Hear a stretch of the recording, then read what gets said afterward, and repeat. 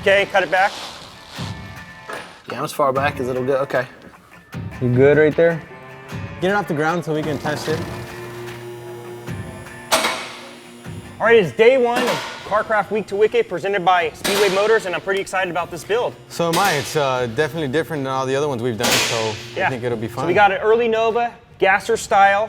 We got the whole team from Speedway here, which is going to make it that much easier to get this car together. I think so. We also have a guy coming in tomorrow who knows everything about these cars, gasser style. He can go way more into depth about it. So today's build, we got a lot of things to do. We're going to dismantle the car, get the front and rear suspension bolted in. That is that straight front axle we were talking about. Get the brakes going. So we got a full day. Let's get going.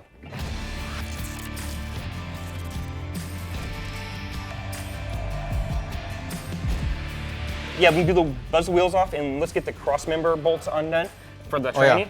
Oh, yeah. And the drive shaft? I'm gonna go get the stand for the hood. Okay. Okay. I hate using these sometimes because when you get too far, you know. You get stuck. Yeah.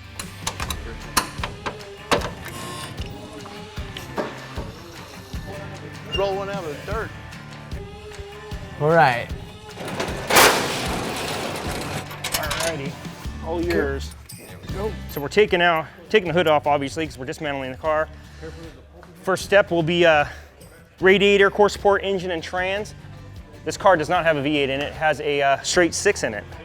So we will be replacing that with a big block Chevy, which is kind of cool. What are you doing? Well, I didn't think there was water in this. Here, let me get one of those. I cracked open the petcock, there was nothing coming out of it. But apparently there is.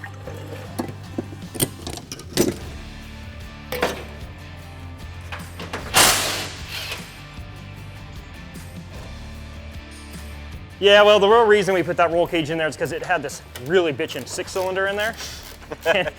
It was twisting the car like crazy. Yeah. I think we'll be okay. I know if I bought him a cake, I would have smashed it in his face or something. That's the Mexican tradition. Oh, it is? Then I'll go get you a cake. I didn't realize. They tell you to buy the cake and they're like, put it on the chain to lift this motor out. Gotta find a way to do it. Yeah, there you go. Go like that right there.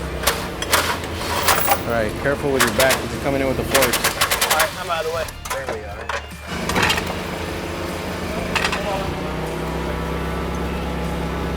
There we go. Okay. Come back. I'm gonna bring that pallet over here, Jay.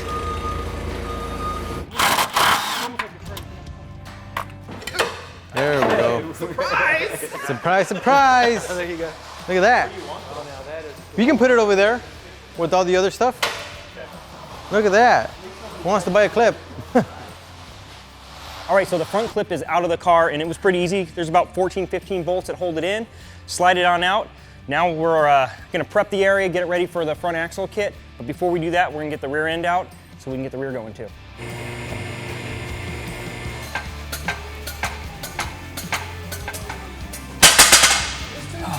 It's good workout.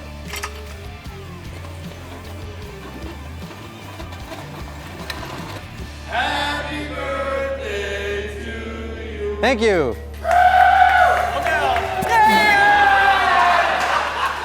Again! All right, so we got the whole subframe with the straight axle kit all laid out. I think Joe's still pulling a couple parts for the brakes, but other than that, I think we can get ready and start assembling it. Cool.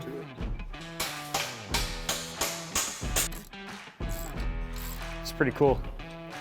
Straightforward. Yeah, it's really simple. And this has our new heavy wall axle too, so it's 3/8 of an inch thick instead of just being 1/4 of an inch thick. So I felt that when I picked it up. yeah, definitely. A little extra weight, which is good for wheeling popping. Absolutely. I'm greasing up these bearings. Here's our little tool that we use here. Just keep pushing into it. Comes out the other end. Yep. That came out through the bottom of the bearing. Means it made its way through. Now we're just gonna go ahead and use whatever's left over. So now it's time to assemble the spindle to the axle, which is held in place by a kingpin. Kingpin's got a notch here, there's a set screw here to lock everything in. Make sure that's in the flat spot. Yep. Tap that into place.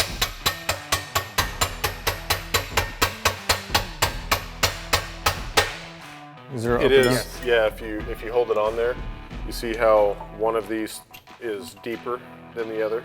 Mm-hmm. So like if you put it, you need the bearing on there. So the bearing goes in there like this. So I was wanting to look and see which direction the caliper brackets go. See those little, Yep, those the little pieces spacers there? on the They side. go inboard. Okay.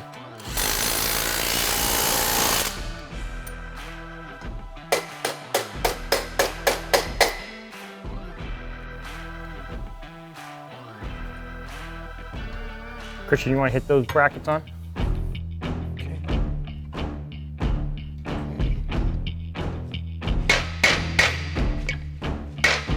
And then there's those two washers, these One. that go Two. in between there.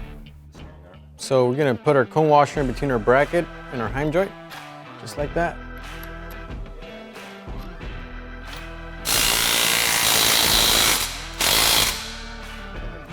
Steering box is going in. It's all getting prepped pre-hand before it goes on the car. It's kind of nice. So with the monoleaf installed, it's time to get the housing in there, and then we can assemble the rear end, everything from the axles to the brakes to the third member and shocks. Do it. Yeah. There's the other side.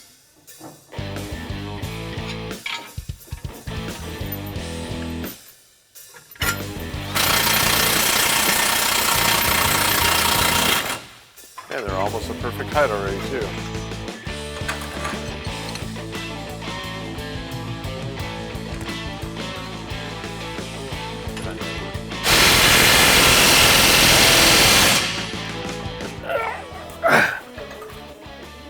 All right, we'll do this. Oh, it's too high. Go lower. Go lower. Oh.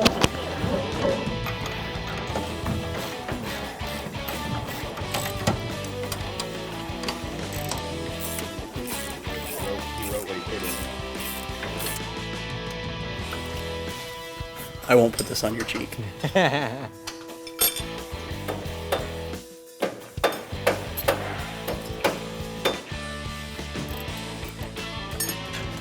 because that would have been really simple. Kind of just gotta eyeball it a little bit. And we're done with the rear end. Somebody. So it comes out.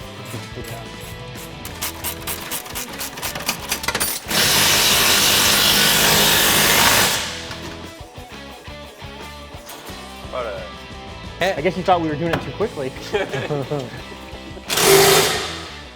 All right, so we're wrapping up day one. Parts flew, basically bolted themselves on the car. Yeah, that was pretty easy. Easier than I expected. Yeah, would you, 15 minutes for the front end? Something like that, yeah. Yeah. Half hour for the rear end. I mean, it took a little more time to obviously put it on the table and put everything together, but once that was done, it bolted right up, the rear end bolted right up. Everything looks really good. We're getting out of here a little bit early, conserve some of our energy for the rest of the week, and get some rest, maybe a beer, and get back at it tomorrow. All right. Cool. I want them wherever you want them.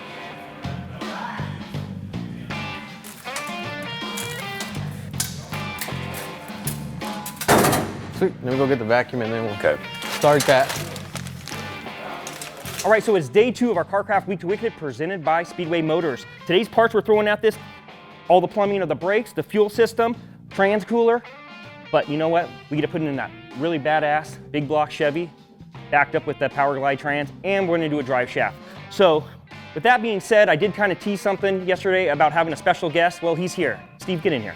Hey, How you doing, Jason, man? Good to see you. I'm You Steve too. Magnanti, and I'm a geek for a history of drag racing.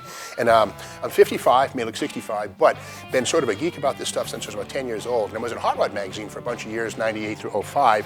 And when I was there, I did a lot of building and writing about altered wheelbase cars, gassers, the history of door slammer drag racing. And the Chevy Nova is one of the best platforms you guys could be using for this Week to Wicked. So this is very cool. Good call on the Chevy Nova. And you know, we're gonna hear more from Steve throughout the day, and he's even here tomorrow. We're not letting him out of the building, we're locking him down. Gotta really like a sponge, get the history That's out. right. With that said, though, we do have a car to build. We got about 4 more days to do that, so let's get busy.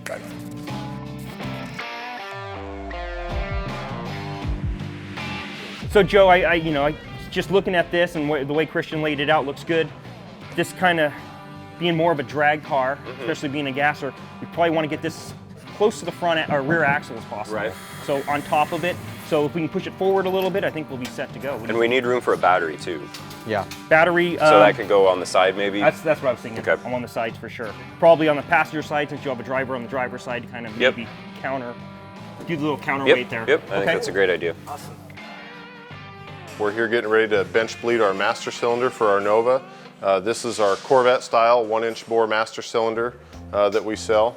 We're just going to use some Willwood synthetic brake fluid, so we'll go in here and just try to get all the air out of here so that when we go to bleed the brakes, we've got a head start getting them bled out.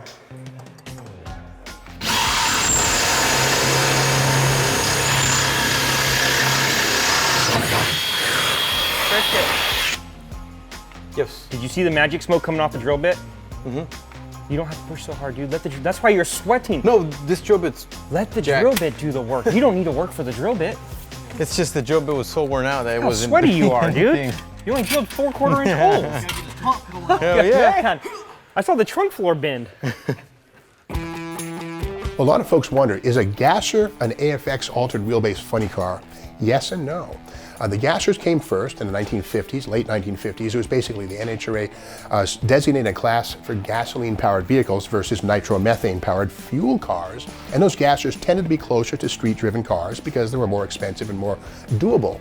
And as a result, the more extreme versions of the gassers were vehicles that still had headlights and grills and post-war bodies, but were jacked up in the air for more weight transfer, because we know that as more weight goes up, when you hit the gas, that weight transfers rearward onto the tires, which gives you traction. So the gassers kind of developed a look unto themselves, especially at the top of the ranks. Some of the gassers were also built with engine setback, engine height increases, and those are things the NHRA allowed within certain limits. And a lot of guys would take those effects and then put them on the street. And by the early 70s, you found these guys building what we'd call street freaks, and that would be sort of the gasser look. One of the things that was great about the gasser movement, the NHRA mandated these cars generally had to still be street legal, or at least have plates and headlights and brake lights. So as a result, many of the gassers, even the most radical ones, the Stone, Woods and Cook, supercharged Willis, those kind of cars, they still looked like street cars, which made them more identifiable and connectable to the average enthusiast waiting in the stands who'd build his own replica and drive it on the street. Oh, it does? Yeah, we just need a hose. We'll just drag the hose out, and do we need another bulkhead? There we go.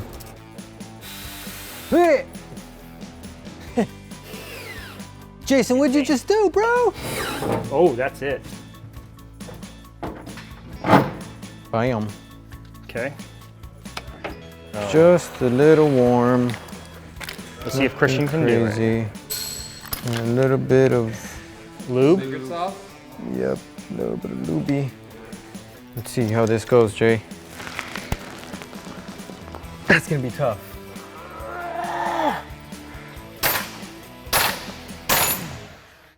I think Joe got us the extra small line just to mess with us. Yeah. Hey, let's get him that, that line that just wasn't quite big enough. All right, so Christian's just wrapping up the fuel system.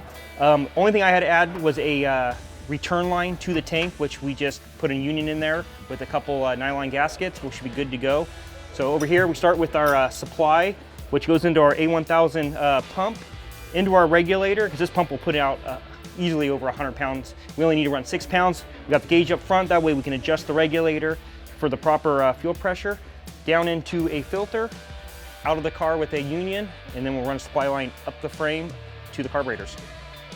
One thing to look at is very important. Now, on this one here, you can't assume the motor mounts right to left are the same. In this case, they are. You can see here there's no offset to these things. They're both pretty much identical left to right, but one thing about motor mounts in many situations is the driver's side is stronger than the passenger side, because many engines, when they torque, V8s that is, tend to pull on the left front side of the car, the driver's side, and that can create a need for a stronger motor mount on the driver's side. Don't assume your motor mounts are the same left to right and go off and bolt them on. You can get bit. In this case, again, they are the same.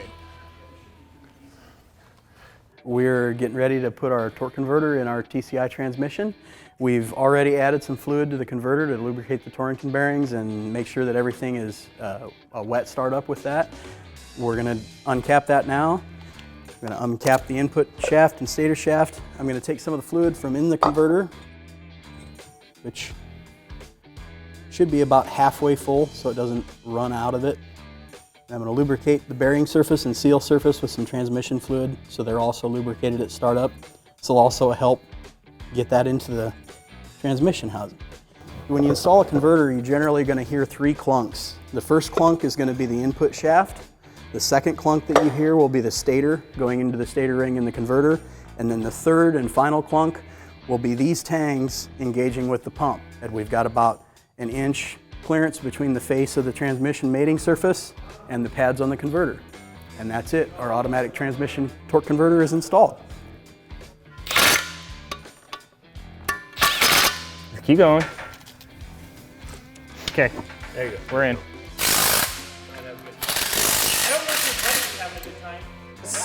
All right, so it's about that time to get the engine mated with the car. The entire engine build was done at Speedway, so let's go check that out. Okay, tell me when, all right? Hi guys, it's Johnny Hunkins with CarCraft Magazine, and we're here in Lincoln, Nebraska today at Speedway Motors, and I'm talking with Zach Woods, engine builder extraordinaire here at Speedway Motors, and we have a big block here. Yeah. Is this a Mark IV, Mark V? This is Mark IV. Yep, 454. This is the beginnings of a 496 build that we're going to do. Yeah, except it's not a 396, it's going to be a 496. That's right. And we're going to stuff some really cool stuff in that. We're going to get as much cubes as we can out of it because we want more power. So what do we got? So we're going to fit this thing with a 4 1/4 inch stroke crank. So it's a 1/4 inch more than it comes with. And it's a scat piece. It's a cast crank, but it's very near forging at a good price. Now, is that cast steel or a cast iron?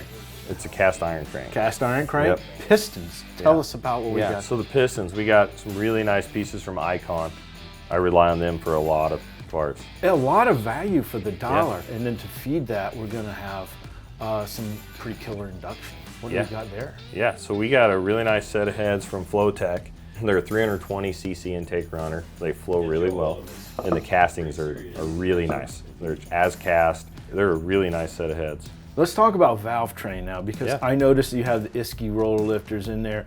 I know with big box Chevys and with geometry being what it is in a big box Chevy, there's a lot of stress in there, and lifters are always coming apart in big box Chevys. But Isky, they seem to have that problem licked. Yeah, absolutely. One place they really shine is the hydraulic stuff. They really have their bleed down rates figured out. One of the biggest things is there's no needle bearings in the roller. Yeah, easy roll. It's a bushing, man, and it's awesome. And on the induction here, we're also going to go with something that's a little bit more vintage. That's right. And but it's still a good performer. Yeah, so we have a YN tunnel ram that's going to sit on this thing with a couple Hollies on the top of it. So it's going to definitely look the part of the 60s hot rod, but with that long runner, we still capture some of that torque on the bottom that we gained by putting this big 4 1/4 stroke in. It's going to be be nasty on the street, it's gonna be basically. Awesome. Yeah, it's going to be a burnout machine. We're going to just shred. Well, we're really looking forward to getting this thing in our gasser, but we're going to go to the dyno first. What are we looking at for compression, around 11 to 1? Right around 11 to 1, yep. Right on. Well, Zach, let's get to it, brother. All right, let's do it.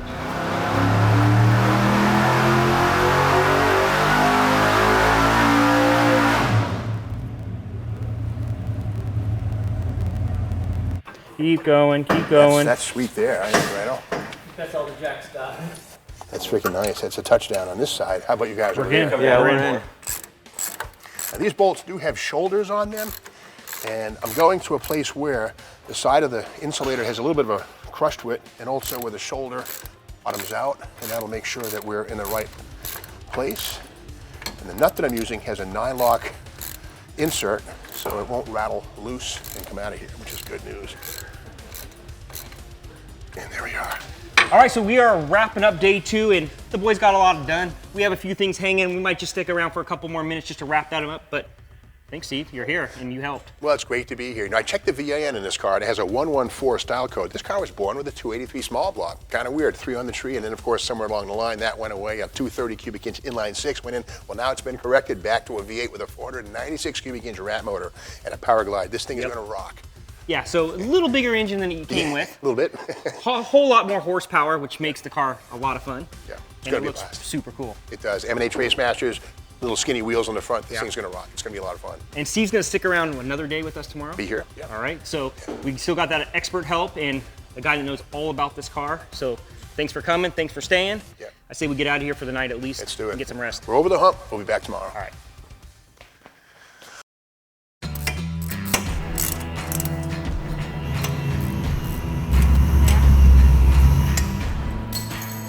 Oh. Hey, Steve. Hey, Jason. I like this. Well, I figured, we're doing a very kind of old school gasser type. I thought I'd bring in something that, very modern, pro touring style. I mean, could any Chevy 2s be more different? That one Absolutely built for not. a little gasser, straight line drag racing. This one a pro touring. What do you got under the hood? Oh, It's got man. a B8 376 LSX GM performance block, and that was the foundation of the engine and kind of built it up from there. Very cool. Now, of course, yours is a Chevy Nova with the hardtop. We got the Chevy II 100 series base model. Otherwise, basically very similar under the skin, including the 14 fasteners that bolt the front clip to the firewall. How'd that work out for you? Very good. It's a full chassis, but same concept. Mounting points are exactly in the same area. Yeah, very well done. I hear your wife drives this car? This is her car. I built it for her last year, debuted it at SEMA, and she drives it to work quite often. Yeah, sinister looking car. I mean, it's got a whole different vibe, and yet it's very similar to the Chevy II we're doing here. We got a lot done yesterday. Yeah. Well, speaking of a gasser, it is day 3 of our CarCraft Week to Wicked presented by Speedway Motors. Looks like you stayed a little late last night and you wrapped that header. Yeah, I got that protected so the fuel line doesn't vapor lock and percolate. Keep the heat away from it, insulated. Well, we still have a full day ahead of us. Radiator, core support, like to get the sheet metal back on, the wiring done on the engine. Yep. We should get back to work. Let's do it.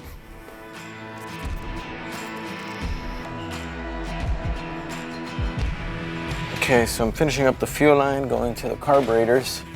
Once I do that, I'm gonna start wiring this puppy.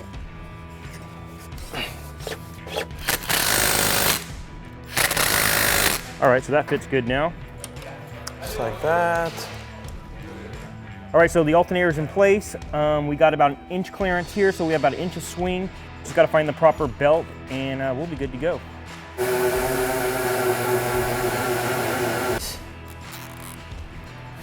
All right, we're getting ready to put our taillight in the Nova here. This is a really nice piece because it comes with the gasket and the lens is already installed. So it's as simple as bolting it right in. I worked at Hot Rod Magazine and still work for CarCraft, love them both. But when I was at Hot Rod, Gray Basketball, the late, great Gray Basketball, said that a lot of hot rodders mix metaphors. And what that kind of means is like, painting your 32 Ford purple and putting a sunroof in it and then putting a Charger Daytona wing on the back and then putting some Corvette rims on it and mixing all these metaphors into something that doesn't really make sense in the end. Well, the great thing about a well-built gasser is staying true to one principal metaphor.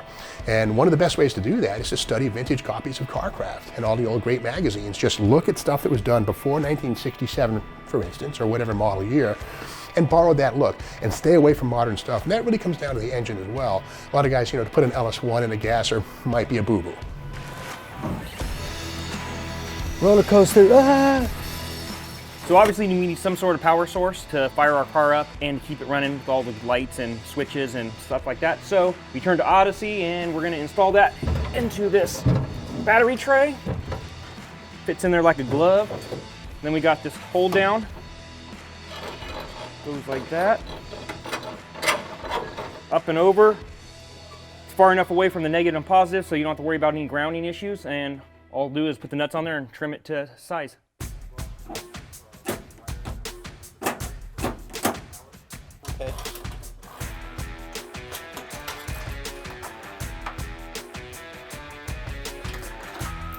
The cooling module has arrived. Nice.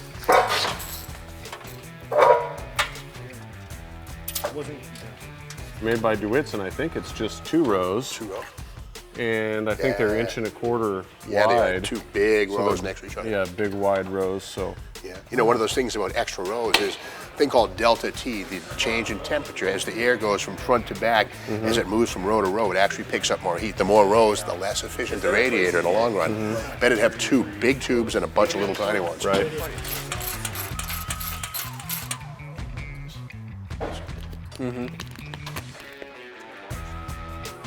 We're putting these inner fender supports in. These tie the car to the core support and just offer a little bit extra support so the fenders aren't taking up all the load. And they'll also give us a place to mount hood hinges if we decide to run a hood.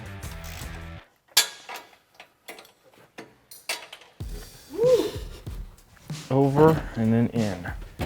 Gotta go over that fender. Yep, I think we got the same deal at the front. We've got to get between, or do we go inside? Okay. I think we go over. Good deal. Well, every car has a face, and in the case of this Chevy II, it's the headlamps. These are the eyes, figuratively speaking, of the car, and they're being installed right now. Day 3, this thing's coming together.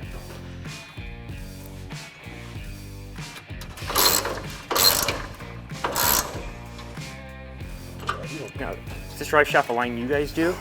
Yep. Yeah, cool. We do custom order, custom length Oh, you do? drive shafts, yeah. Nice. And then they ship from It's chromoly? Axle Exchange. This one is chromoly, yeah. We've got a billet yokes in front and 1350 U-joints so that they're up to the job.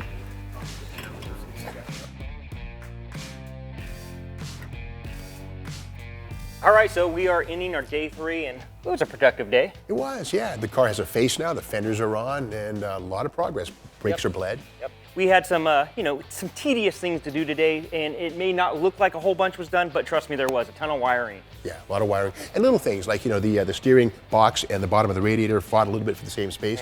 Clearanced it, made it work. Little things. Yeah, and it was a good day. It's a shame that you're leaving.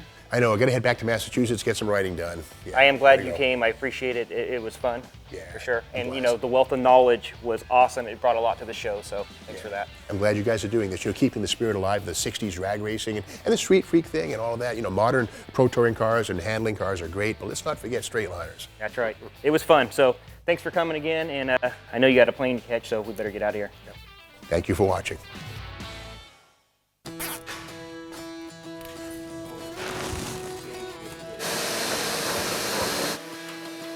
All right, so it is day 4 of our CarCraft Week to Wicked presented by Speedway Motors, and we are down to a few guys. Thanks for Jeff and Steve for coming out and lending a hand. It's just down to the Speedway guys and us MotorTrend fellas, and we still have a car to build, so 2 more days of that. I think today we're gonna jump into more wiring. Christian's down there already.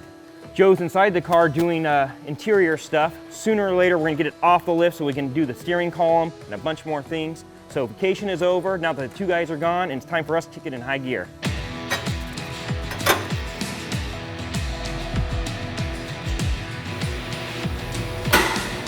Whole lot of wiring going on. All right, we're just getting the grill put in right now, attaching it with these 4 button head screws, so it's gonna make the front of the car look way better. Wiring relays. Just wiring relays.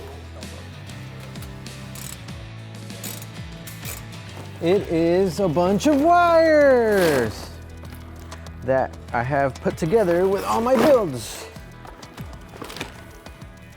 Now I'm just looking for a ground. All right, Jeff, so you're gonna explain trans brake and line lock Yes. wiring. So on the trans brake, it's got a red wire and a black wire. Black wire can go direct to ground. Okay. So there's your solenoid. That one, you're gonna want to ground. Cool. Your red wire goes up to the switch. 12 volt. Yep. So that's the switch on the shifter. Okay. So you got that, and then this goes to a 12 volt positive fused source. So if we've got one that's got a fuse in it already, that's great. So then it's basically just a momentary switch, energizes that. Same thing, essentially the exact same thing for the line lock. There's 2 buttons on that shifter. Yep. And each of those buttons have 2 wires coming out of them. Each of those buttons have 2 wires coming out of them. I believe each one has a yellow and a white Yep. wire. You'll want to test for continuity to see which one's which. Okay. I don't care which one's the line lock, which one's the trans brake, but we'll want to know and label them once we get that figured out. I think since your reaction time is quicker with the index finger releasing, We'll make the That's top one the trans brake and the bottom one the line lock. So burnout would be middle finger, which is apropos. Launch would be index finger because you can react much faster with that. Hi, I'm the Weak to Wicked Nova. These guys are doing a great job putting me together.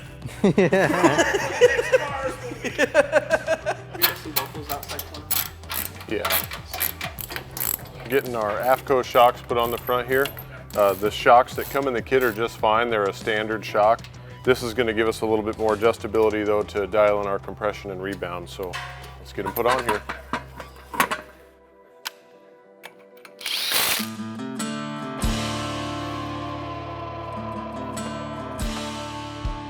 All right, so what we're doing here, we removed the back seat from the car. You know, 60s drag car, there's no reason to have a back seat in it, and with the roll cage, you know, you're not really gonna be able to get into it anyway. So I'm making now some aluminum panels to separate the trunk from the inside of the car. So this here, we used the stock sort of cardboard back seat filler panel as a template and laid it out on our aluminum.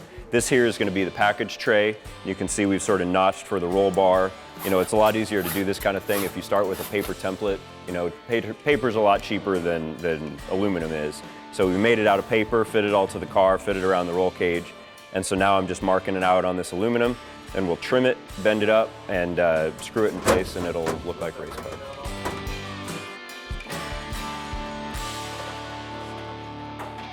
Gotta go under. Oh.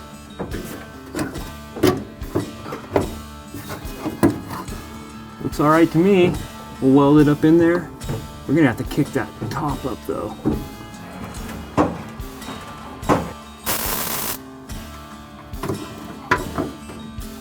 Well, it's not coming out now. Oh. Getting my steering column ready to get thrown in the car. Just gonna freaking go like this and just toss it in it. Ow!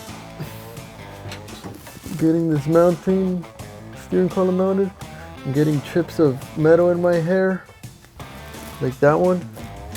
So we're just putting the window felt in here. You kind of just pinch it together and push it up into the track. That way the window doesn't vibrate around and hit the metal door frame.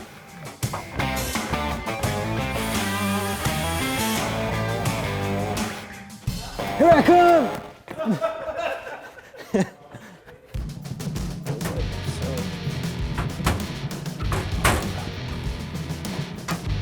All right, so I'm gonna lock down my set screw, put some Loctite on there, and then we got our nut that goes right over it just to ensure it even more. Because if your steering comes apart, you can't steer. Ow, imagine. This is why I hired him. All right, yeah, this is gonna work. Joe, I'm gonna need you to pull the trigger. Here, hold on, I think this is gonna work. It's been all week and I haven't done it. Oh my God, here we go again.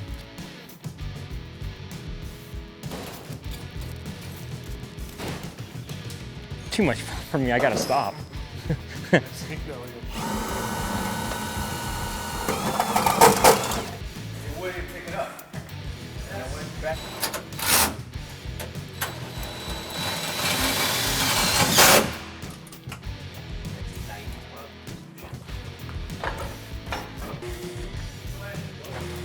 .5, 65, M&H Racemaster, Marvin Rifchin and his father Harry, Marvin and Harry, came up with a thing called the wrinkle wall drag slick.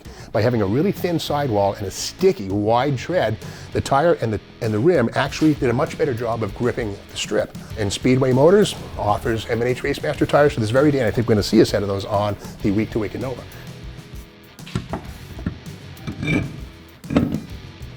Oh yeah.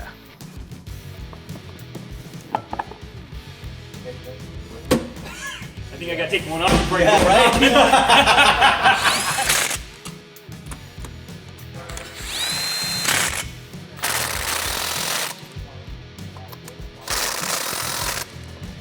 We opted to go with the 28x9 Racemaster slicks, which are an extremely tight fit on these cars, but we've got adequate clearance into the fender well and through the section width of the tire. For drag racing purposes, this tire will grow this way but it shouldn't ever grow widthwise. All right, so we're closing out day 4. It's been a long day, but very productive. Yeah, we got a lot done today. I mean, kind of looks like a car. It looks just like a car, and it looks like a really cool car. It's got wheels on it. We're putting it on the ground, and we're gonna roll it forward. We've got a lot in store for tomorrow. A lot of cool things happening. Jeff Styles will be in to letter the car, which is gonna be awesome. And you'll see the full car. We're kind of just teasing it a bit. But for now, we're gonna get some rest, because I can't wait to fire it up tomorrow. I can't wait to come back to it. Yep.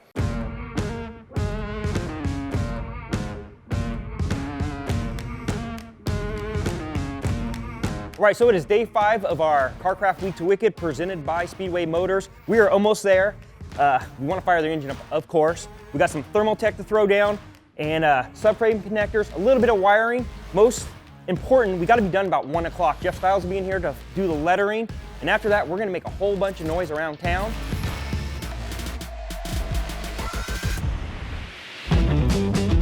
Just putting the rest of the steering column together. Turn signal lever, tilt lever, hazard button. Then we'll zip that steering wheel down for the last time, and the column should be done. Okay, so I'm running my battery cable from the trunk up to the front, so that's what I'm doing now. And just making my cuts and routing everything. There we go. We're getting ready to put some heat insulation down here, the Cool It from Thermaltech. We're just going to use a little bit of this adhesive spray to help hold it down on the floor.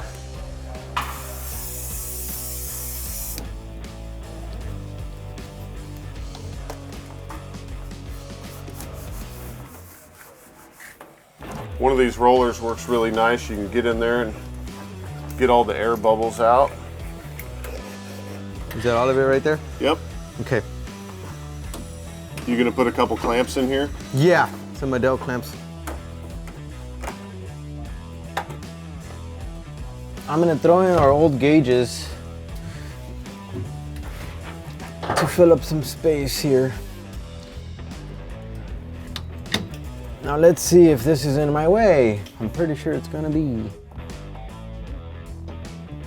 I have faith. I I also have a hammer.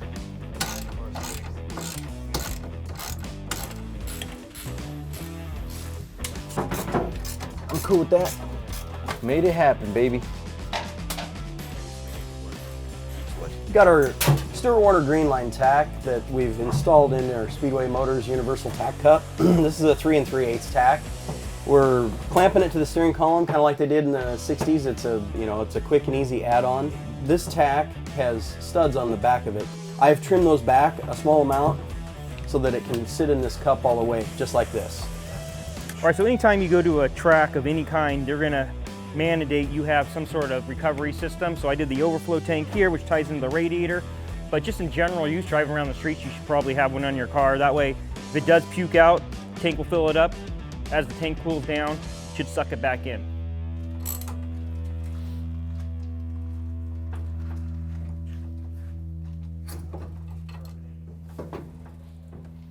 So we're just laying down the back carpet and the front carpet.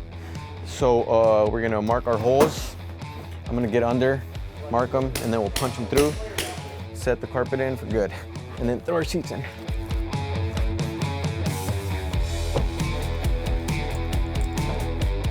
So what we're doing now, I just adjusted the cable to the proper length, which is attached to the pedal inside the car. Once I lock this down, which is pretty simple, you can fine tune it by screwing or unscrewing the linkage. So it's a little tight, so we'll just take a little bit out of it. Okay, right about there. Boom, lock that down.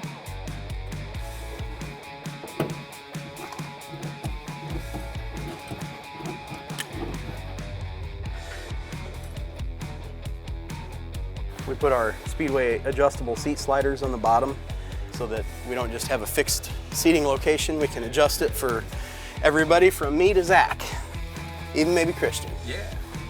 I'm gonna tighten those shifter bolts, and then the top side of this is done for all intents. Sweet.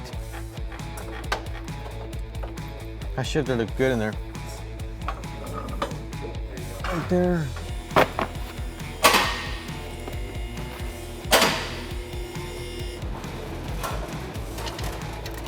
Oh yeah, there's told definitely you. electricity going through there. Why though? Fair amount, probably. Maybe is there something like here Something will you. that's gotten pinched off? That's gonna, dude, that's dangerous. Let me unplug this and see what happens. Ah! Okay, now try it. Yeah, still did it. What? Is it just like a nice little jolt? It's a pretty good It's jolt. pretty actually. good jolt, dude. I'm gonna check the back. Okay, now try it. Hey, Joe's still Joe, standing. touch the lift and touch the oil, the trans pan at the same time. No, serious.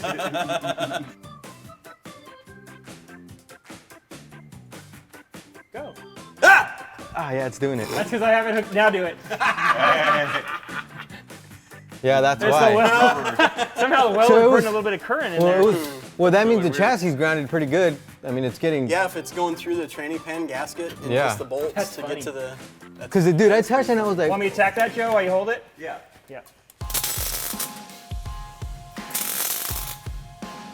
Hey, I'm Jeff Stiles. Speedway sent me in to do this project with the Nova. They sent me a rendering, gave me all the artwork, so basically all we're gonna do today is stencil this on here because of time and to get these guys back working on it. We'll lay this out just the way the rendering was, airbrush it, peel it, get out of the way, and I'm out of here. We're putting in 103 octane, just because we are running 1101 compression. So we got to put some good stuff in there.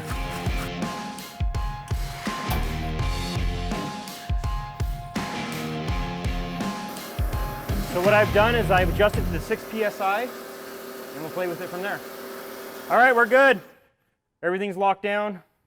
No leaks back in the trunk area. oh, light works.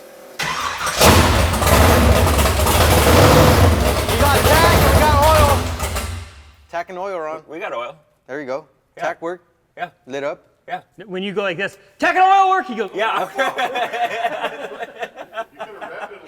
yeah, go ahead, fire it up. Give it a little rev.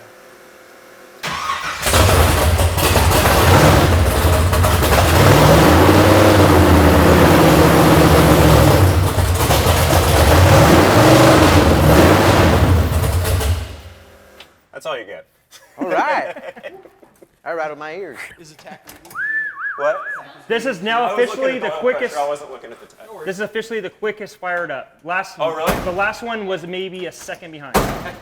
That's what I like to hear. All right. Thanks, man. You did all the hard work.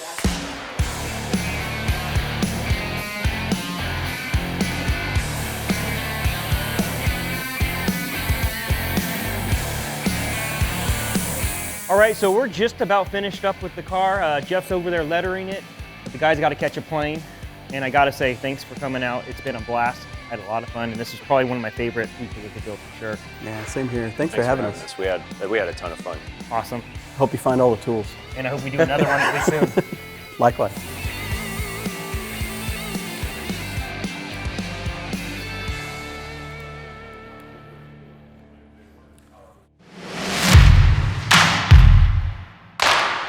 So I guess there was some controversy earlier in the week about if this was a gasser or not. Who cares? I don't. What I do care about is we took a group of guys who I can call my friends, and in about 5 days, we built ourselves a pretty badass car. In my opinion, as far as the MotorTrend staff goes, we build some of the baddest, cleanest, most complete cars right here in this shop. That being said, I can't wait to get this thing out to the track, get some tuning done on it, and get it down the strip.